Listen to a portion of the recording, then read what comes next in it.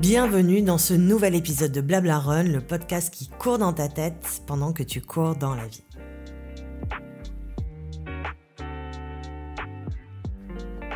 Et bonjour, je suis contente qu'on fasse de nouveau un petit bout de chemin ensemble, un petit moment juste pour toi entre deux foulées ou en buvant ton café tranquillement sur ton canapé. Aujourd'hui, j'ai envie de te parler de ce drôle d'équilibre, celui entre l'engagement sincère et la légèreté. Parce que oui, on peut faire les choses sérieusement, avec cœur, avec attention, sans pour autant se prendre au sérieux. Et c'est pas toujours simple à ajuster. Trop de légèreté et on risque de ne pas vraiment s'impliquer, de survoler, de bâcler. Et à l'inverse, trop de sérieux et on finit par se mettre une pression de dingue, à vouloir tout contrôler et à s'enfermer dans une forme de rigidité. La nuance est parfois subtile, mais elle peut changer beaucoup de choses. C'est même souvent libérateur quand on arrive à trouver ce point d'équilibre. Et honnêtement, ce point d'équilibre, je suis vraiment loin de l'avoir trouvé une bonne fois pour toutes. C'est un rappel que je suis obligée de me faire régulièrement dans mes projets, dans ma pratique, dans ma vie de tous les jours et même dans mes entraînements. Alors aujourd'hui, je te propose qu'on explore ça ensemble, à ton rythme, entre deux respirations.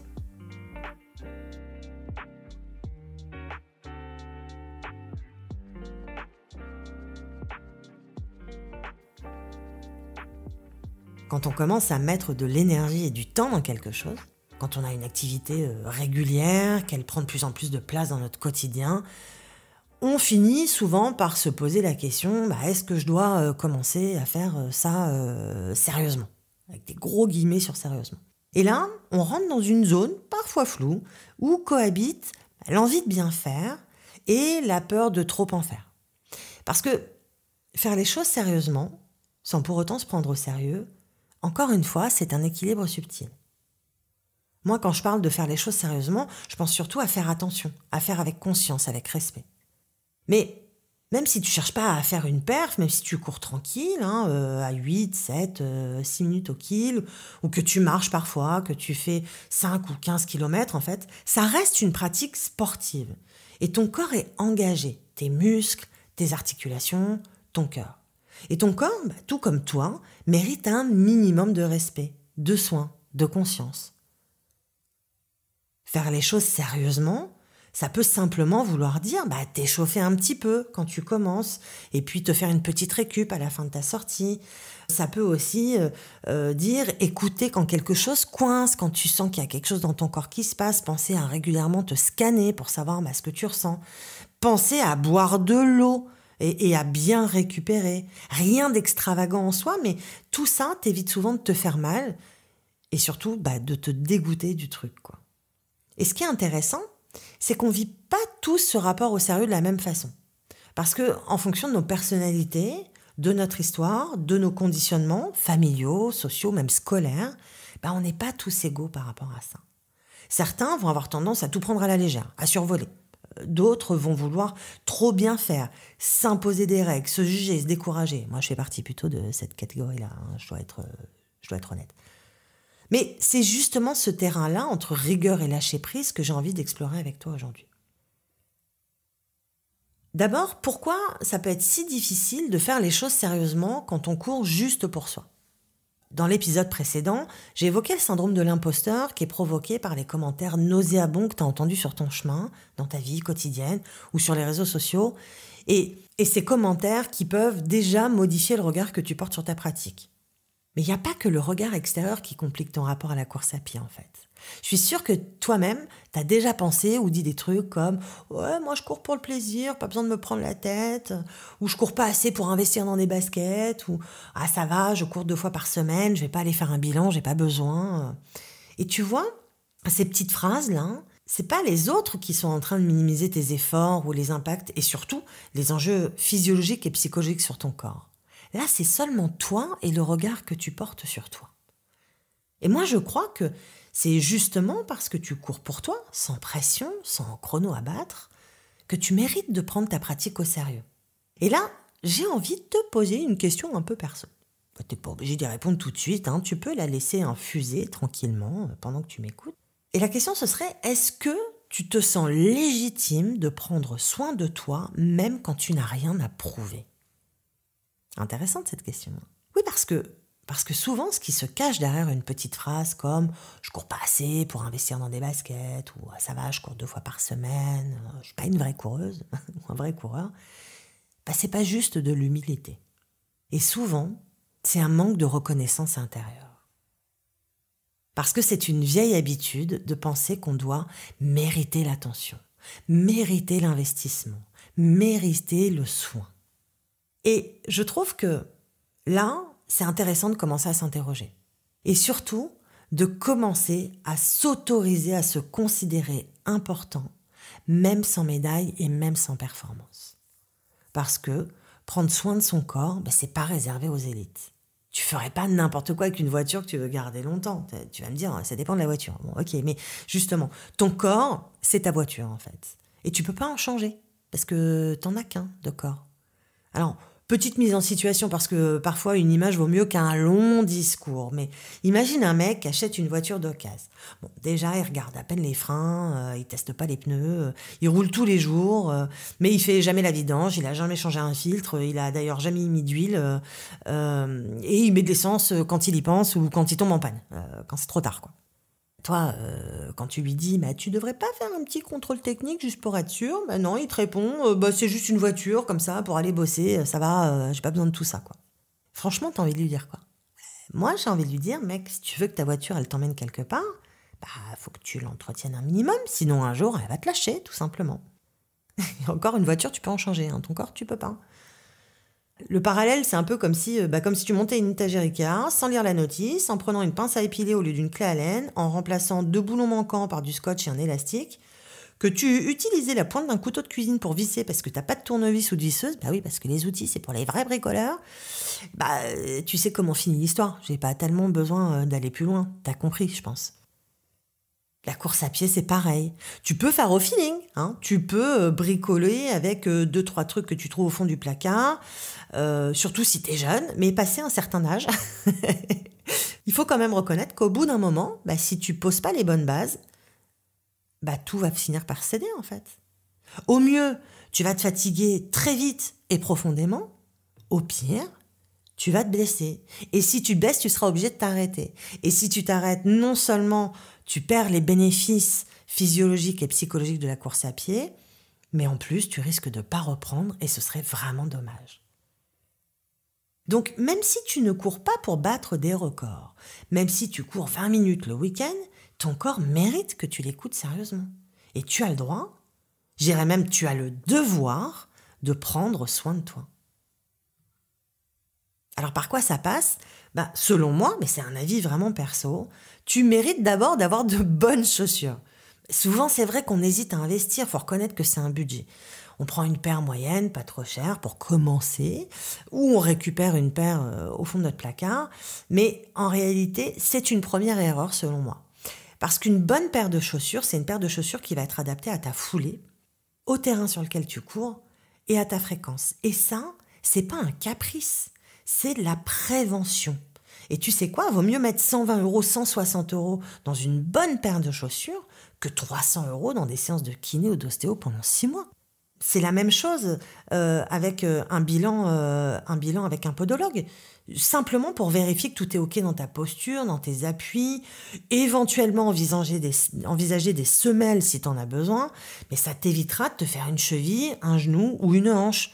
Et encore une fois, il n'y a pas besoin de faire 50 km par semaine pour se blesser. On peut se blesser beaucoup plus rapidement et en allant beaucoup moins vite, clairement. Moi, je me rappelle de la première fois où je suis entrée dans un magasin de sport spécialisé dans le running pour m'acheter une paire de baskets. La seule chose qui m'intéressait, c'était d'avoir des jolies chaussures. Et je les trouvais toutes horribles. Je trouvais que leur forme était moche, que leur couleur était horrible. Et quand je vois aujourd'hui les chaussures que je porte pour courir, je suis quand même obligée de me moquer un petit peu de moi parce que aujourd'hui, je porte des chaussures que j'ai payé un certain prix, certes, qui ont des couleurs que j'aurais jamais imaginées avant, mais ce sont des chaussures qui sont adaptées à ma pratique et c'est super important parce que je ne me blesse pas, en fait. J'ai pas de douleur. J'ai pas de douleur également parce que j'ai fait un bilan avec une podologue et que je porte des semelles ortho.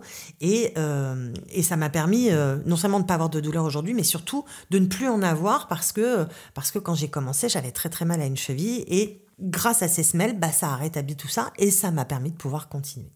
Tu as aussi le droit de vérifier que ton cœur va bien. Et ouais, un petit bilan cardio, surtout après 40 ans, ou si tu reprends après une longue pause, ou simplement si tu n'as jamais fait d'activité physique, mais encore plus si tu as des antécédents familiaux de problèmes cardiaques. Donc faire un bilan avec un cardio, c'est pas du snobisme sportif, c'est juste du bon sens. Mais encore une fois, ça c'est une histoire de posture intérieure. Est-ce que je me considère comme quelqu'un qui mérite d'être bien suivi, même si je cours juste pour me faire du bien? Et la récupération, on en parle? C'est pas une récompense, la récupération, c'est une étape. Ça fait complètement partie de ta pratique de la course à pied. Pourquoi ? Parce que tu progresses quand tu dors, parce que tu gagnes en forme quand tu respectes tes temps de pause, et puis parce que tu évites les blessures quand tu n'en fais pas trop vite et quand tu récupères bien. Il faut savoir s'arrêter, se poser et s'écouter. C'est super important. Prendre soin de son corps, c'est un acte de respect. C'est pas un caprice, encore une fois. C'est pas une perte de temps. Et puis, je voudrais faire aussi une mini parenthèse. Mais si tu cours, si tu bouges, si tu transpires, ton corps, il a besoin d'un peu de carburant. Et pas seulement d'un truc vite fait, avalé à l'arrache, d'un café pour tenir le coup. Je parle pas ici de régime, on n'est pas dans un plan d'entraînement d'athlète, mais juste se souvenir que manger mieux, manger plus équilibré, manger plus vivant, c'est aussi une forme de respect pour ton corps et pour toi. C'est respecter l'effort que tu fournis pour l'énergie que tu dépenses. Parce que même si tu cours tranquille, que tu fais ça juste pour toi, justement tu le mérites et ton corps le mérite. Alors maintenant, juste sur quelques respirations, je te propose de ressentir ce que ça fait de se dire intérieurement « Je suis digne d'attention ». Même si je débute, même si je ne me sens pas à la hauteur, même si je ne suis pas à mon max, je suis digne d'attention. Je mérite de prendre soin de moi.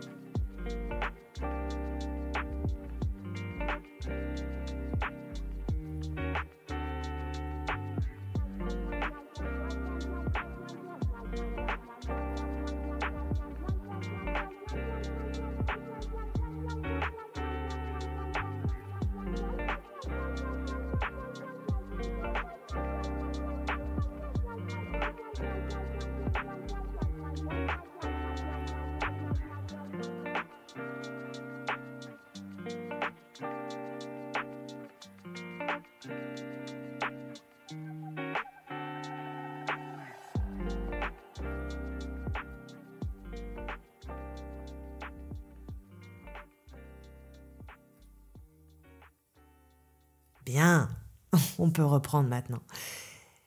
J'aimerais qu'on parle de notre rapport à l'effort. Est-ce qu'il faut souffrir pour que ce soit valable ? On a souvent appris que si c'est facile, ça ne vaut rien. Si tu souffres pas, tu progresses pas. Si tu prends du plaisir, c'est pas vraiment du sport. Et si on inversait la logique ?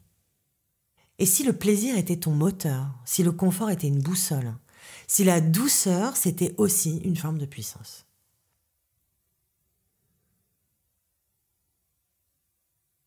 À l'inverse de la négligence, il y a un autre extrême qui guette, là, dans le noir, et qui peut te rattraper. C'est se prendre trop au sérieux. Et pour être honnête, je suis vraiment bien placée pour en parler. Parce que quand j'aime quelque chose, j'ai tendance à m'y plonger à fond, trop à fond, à vouloir tout bien faire, tout comprendre, tout optimiser. La preuve, je suis là et je te propose le podcast Blabla Run pour justement discuter de tout ça. Mais sans m'en rendre compte, ce qui me faisait du bien est devenu une obligation. Une case à cocher, tu sais, une mini pression quotidienne. Tu sais, c'est cette petite voix qui dit « Ah, t'as pas couru aujourd'hui, tu vas perdre ton niveau. Là, faut rattraper la séance d'hier. Ou tu pourrais faire mieux que ça, quand même. » C'est subtil, c'est pas violent, mais c'est là. Et ça abîme le plaisir. On finit par organiser ses semaines autour de ses sorties running, on commence à parler tout le temps de ça, et penser tout le temps à saouler tout le monde avec ça, et pire, à se juger tout le temps. C'est plus « je vais courir pour me sentir mieux », c'est Je vais courir pour pas me sentir nulle. Et c'est plus je bouge parce que j'en ai envie, mais je dois le faire sinon je vais régresser. Et cette pression-là, elle est traîtresse. Parce qu'on croit qu'elle nous pousse, qu'elle nous motive, mais en fait, elle nous épuise. Elle nous durcit. Elle peut même nous dégoûter à force. Alors, je le répète souvent, et surtout, je me le répète souvent, tu as le droit de ne pas y aller aujourd'hui. Tu as le droit d'avoir moins d'énergie, d'écouter ton corps ou même ton cœur. Tu as le droit d'avoir une vie, d'autres projets, d'autres désirs, d'autres plaisirs. Et tu as le droit aussi parfois de ne pas avoir le temps. Et surtout, tu as le droit de ne pas tout faire parfaitement parce que c'est pas la perfection qui rend fier, c'est la sincérité, c'est l'intention avec laquelle tu fais les choses. Si tu fais les choses avec engagement, mais aussi avec souplesse, avec écoute, avec bienveillance, alors tu gagnes sur tous les plans. Parce que courir, c'est pas un défi contre soi-même, c'est une relation avec soi en fait. Et comme toutes les relations, elle a besoin de tendresse, de légèreté et de beaucoup d'humour. Alors, si tu as envie de zapper une séance parce qu'il pleut, parce que t'as pas dormi ou parce que tu veux juste glander sur ton canapé avec un thé, mais c'est ok en fait. Courir sérieusement, c'est pas se maltraiter. C'est savoir doser. C'est faire de la place à l'élan, pas à la contrainte. Et puis, c'est ça aussi Blablaron.